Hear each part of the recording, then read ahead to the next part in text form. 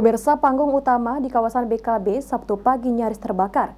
Diduga api berasal dari orang dengan gangguan jiwa yang tidur di kolong membakar sampah, sehingga membuat asap tebal keluar dari bawah panggung.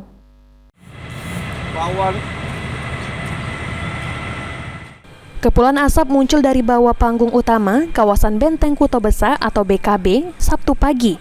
Warga yang berada di sekitar lokasi langsung melaporkan kejadian tersebut ke Dinas Pemadam Kebakaran. Untuk memadamkan api, Dinas Pemadam Kebakaran menurunkan 1 mobil ke lokasi.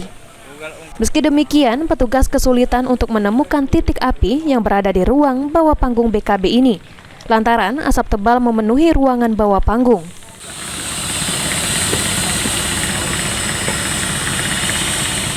Agak lurus, mama ini. Komandan Regu Dinas Pemadam Kebakaran Kota Palembang, Agung, mengatakan, belum diketahui pasti penyebab terbakar ruangan bawah panggung BKB ini, namun diduga kebakaran tersebut akibat ulah orang dengan gangguan jiwa yang membakar sampah. Kebakaran ngapun ya? Nggak tahu, ini sampah nih. Sampah.